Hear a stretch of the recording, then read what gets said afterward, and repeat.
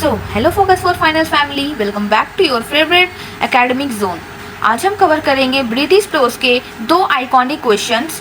अगर आप video semester 3 English major 4 के स्टूडेंट हो तो ये video is your last minute saviour, क्योंकि आज का कंटेंट है 15 मार्क्स का फुल स्कोरर वाला। Let's break it down line by line only on focus for finals. तो बिना देर किए हुए let's begin to the question number first. So the question number first is write a detailed note on the 5 pillars of the English novel in the 18th century. So the 18th century is often considered the formative period of the English novel.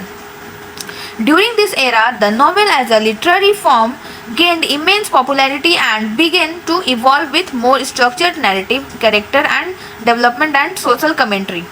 5 key figures are often referred to as the pillars of the English novel in the 18th century. These authors laid the foundation for modern prose fiction. तो 18th century को English novel का शुरुआती और सबसे important दौर माना जाता है। ठीक है, यहाँ से ही नॉवेल एक लिटरेरी फॉर्म के रूप में उभर कर आई थी। ड्यूरिंग दिस एरा, तो इस समय लोगों के बीच नॉवेल बहुत पॉपुलर होने लगा और इसे एक सीरियस आर्ट फॉर्म माना गया। और इसके 5 इम्पॉर्टेंट राइटर्स को इंग्लिश नॉवेल के पिलर्स या आधार स्तंभ माना जाता है। ठीक है, अब आते हैं सबसे पहला Daniel Defoe, often created as one of the pioneer of the English novel. Defoe's Robinson Crusoe 1719 and Moll Flanders 1722 introduce the realistic portrayal of characters, narrative detail and first person perspective. His novel focused on individual experiences and survival, which made them relatable to readers. So, in novels में एक आम आदमी का struggle और life को दिखाया गया है। ठीक है, और कैरेक्टर बिल्कुल रियल लाइफ जैसे लगते हैं, जैसे तुम खुद किसी की स्टोरी सुन रहे हो। ठीक है, और मैं की नज़रिया से कहानी लिखना जिसे रीडर कनेक्ट कर सके। ठीक है, फर्स्ट पर्सन के अकॉर्डिंग। सो अब आते हैं सैमुअल रिचर्डसन। तो Samuel Richardson known for introducing the epistolary novel format. Richardson's Pamela 1740 and Clarissa 1748 emphasized moral and psychological depth. His works portrayed the inner life of characters, especially women, and focused on themes like virtue, social class, and the tension between desire and morality. सो पूरे novel में letters के through कहानी बताई गई है Pamela और क्लारेसा में। ठीक है, क्लारिशा में। तो अच्छाई, सामाजिक स्टेटस और मॉरल वैल्यूज पे फोकस है, और स्पेशली वुमेन कैरेक्टर्स के जरिए। ठीक है, and satirical take on society and human behaviour. Unlike Richardson, Fielding used an omniscient narrator and interjected humor and irony into the plot. He emphasized plot construction, narrative voice, and realistic characters drawn from all levels of society. तो Tom Jones जैसे comic और satirical take on society, जैसे ये novel society के flaws को funny और critical नज़रिए से दिखाता है, और नरेटर सब जानता है कि हर कैरेक्टर की सोच, फीलिंग, सब कुछ। ठीक है, और हर क्लास के लोग जैसे कि रिच, पुअर, मिडिल सब दिखाए गए हैं इसमें। ठीक है, अब आते हैं फोर्थ, लॉरेंस स्टर्न। तो स्टर्न्स का है the life and opinions of Tristram Shandy. Gentleman 1759 to 67 was experimental in nature. It broke conventional storytelling with digressions, typographical innovations, and metaphysical techniques. Stern's novel focused more on narration style and psychological insight than on linear story telling. Okay, तो ये कहानी एकदम अलग तरीके से लिखी गई है, टिपिकल फॉर्मेट फॉलो नहीं करती है। ठीक है, कहानी में कहानी, इंटरप्शन, फनी फुटनोट्स और सब कुछ यूनिक स्टाइल में। ठीक है, अब आते हैं हॉरेस वॉलपोल। तो Horace Walpole non for writing the first Gothic novel the Castle of Otranto 1764. Walpole introduced the element of horror, mystery, and the supernatural. His work influenced the Gothic tradition in English literature and added a new dimension to the scope of the novel. So, The Castle of Otranto first Gothic novel है। तो ये horror और mystery और emotional का first combo था English literature में। ठीक है, घोस्ट, कर्सेस, क्रीपी कैशल, ये सब नए एलिमेंट्स लाए लिटरेचर में, ठीक है। तो इन 5 राइटर ने, एक minute, these 5 authors through their innovations in style, content and form established the English novel as a serious literary genre. They contributed to shaping the structure, tone and thematic diversity of prose fiction that would flourish in the century to come. Okay, तो इन 5 writer ने novel की foundation रखी जिसका impact आज तक दिखता है, ठीक है। तो अब आते हैं नेक्स्ट क्वेश्चन पे। Discuss the Castle of Otranto as a Gothic novel. So, The Castle of Otranto 1764 by Horace Walpole is widely regarded as the first Gothic novel in English literature. It combined elements of romance, horror and the supernatural to create a new literary genre that gained immense popularity in the late 18th and 19th century.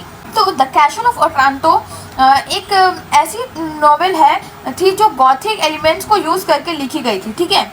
Horace वॉल्पोल ने इस genre को invent किया जिसमें horror, suspense और supernatural का combo होता है। ये नॉवेल एक नई कैटेगरी ले आई जिसमें रोमांस, हॉरर और सुपरनैचुरल पावर सब मिक्स था। जैसे एक ही कहानी में प्यार भी है, भूत भी है और टेंशन भी, फुल पैकेज है, ठीक है। अब आते हैं सेटिंग एंड एटमॉस्फेयर।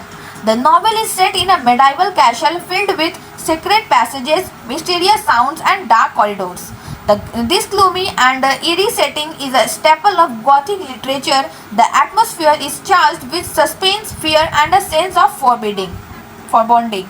So, कहानी के पुराने कैसल में सेट है, ठीक है। कहानी जो है वो एक पुराने कैसल में सेट है जिसमें रहस्य भरे रास्ते, अजीब आवाज़ें और अंधेरी गलियां होती है। ये सब चीज़ें गॉथिक वाइब क्रिएट करती है, सस्पेंस और डर का माहौल बनाते हैं, ठीक है। ऐसी स्कैरी लोकेशन हर गॉथिक स्टोरी का बेसिक पार्ट होते हैं। टेंशन का लेवल जो है वो हाई होता जाता है, ठीक है। अब आते हैं नेक्स्ट पॉइंट पे, supernatural elements. Walpole introduce supernatural events like giant helmets crashing down from the sky, ghostly apparitions and unexplainable occurrences. These elements create a feeling of terror and mystery that defines the Gothic tradition. इसमें कुछ ऐसे events होते हैं जो real life में नहीं होते, जैसे आसमान से बड़ा सा हेलमेट गिरना, घोस्ट, भूत प्रेत सब आते हैं जिससे स्टोरी थ्रिलिंग बन जाती है, ठीक है। ये सब चीज़ें डर और रहस्य क्रिएट करती हैं जो गॉथिक स्टोरीज की जान है। तो अब आते हैं थर्ड पॉइंट में, themes of heredity and fate. तो the novel explores the downfall of Manfred's family due to a curse which reflects on themes of fate, guilt and divine retribution. The idea that scenes of the past haunt that present is a common theme in Gothic fiction. So, एक family के ऊपर एक श्राप है, उसी वजह से उनकी बर्बादी होती है। तो कर्स का मतलब होता है श्राप, ओके। तो कहानी में भाग्य, पाप और ऊपर वाले का बदला लेना, ये सब थीम है, ठीक है। अब आते हैं फोर्थ पार्ट में, इमोशनल एक्सट्रीम्स। तो characters in the novel often exhibit intense emotions, love, fear, despair and dread. The emotional turmoil of characters like Isabella and Theodore adds psychological depth and heightens the dramatic effect. So, characters की feeling extreme होती है, या तो बहुत प्यार या बहुत गुस्सा या दुख होता है, ठीक है। इमोशंस के थ्रू साइकोलॉजिकल ड्रामा बनाया गया है। तो इसाबेला का डर और थियोडोरी का स्ट्रगल स्टोरी में डेप्थ लाते हैं। ये उनका इमोशनल रोल कोस्टर है, ठीक है। अब आते हैं फिफ्थ पॉइंट पे, conflict between old and new. The Castle of Otranto juxtaposes medieval chivalry with enlightenment values. Manfred's obsession with power and control is contrasted with Theodore's virtue and rationality, illustrating the clash between superstition and reason. So, कहानी जो है वो पुराने ज़माने की सोच और नए लॉजिक के बीच टकराव दिखाती है। मैनफ्रेड पावर और कंट्रोल चाहता है, इसका जो माइंडसेट है वो ओल्ड है, लेकिन थियोडोर जस्टिस और मोरालिटी का सुपर सपोर्टर है, उसका जो है वो न्यू वैल्यूज़ को क्रिएट करता है, ठीक है। एक तरफ अंधविश्वास दूसरी तरफ लॉजिक। ये जो कंट्रास्ट है ये गॉथिक में काफ़ी स्ट्रॉन्ग होता है। ठीक है, अब आते हैं 6 पॉइंट पे, female vulnerability and male tyranny. तो Isabella's character is portrayed as innocent and virtue, constantly threatened by Manfred lust and aggression. This dynamic of victimized women and tyrannical men became a hallmark of Gothic novels। तो Isabella को एक मासूम और अच्छी लड़की के रूप में दिखाया गया है जो हमेशा खतरे में रहती है। मैनफ्रेड को उसको फोर्सफुल अपना बनाना चाहता है, जो गॉथिक नॉवेल्स में कॉमन ट्रॉप है। ठीक है, powerless female versus cruel male. Okay, यही थीम बाद में और भी गॉथिक स्टोरीज रिपीट हुई। ब्रैम स्टोकर और शैली रेडक्लिफ सब ने यूज किया। ठीक है,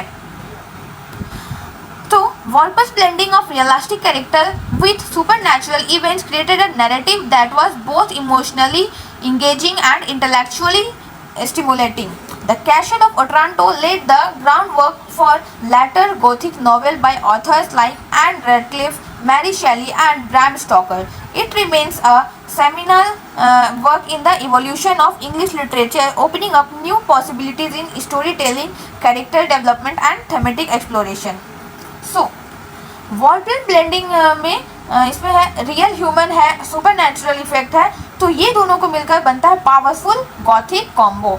उसने जो स्टाइल क्रिएट किया उसी को बाद में हर गॉथिक राइटर ने फॉलो किया। ठीक है, ये नॉवेल बस बन गया फ्यूचर के ऑथर्स के लिए। इसका इम्पैक्ट इतना ज़्यादा था कि ये पुराने जॉनरा को फाउंडर बन गया। ठीक है, तो दोस्तों अब आपको ये दोनों क्वेश्चन का लाइन बाय लाइन सारा कुछ क्लियर हो गया होगा। ठीक है, मतलब एग्जाम में लिखने में अब कोई टेंशन नहीं होगा। अगर ये वीडियो हेल्पफुल लगा हो तो लाइक करो, शेयर करो और चैनल को सब्सक्राइब करना मत भूलना। और कमेंट करके ज़रूर बताना कि नेक्स्ट आप लोग को क्वेश्चन कौन सा चाहिए या फिर कौन से सब्जेक्ट के लिए चाहिए। ठीक है, until next time, stay focused, stay final ready, only on focus for final, जहाँ पढ़ाई होती है क्लियर और कंटेंट होता है topper level. Bye and best of luck for your exam.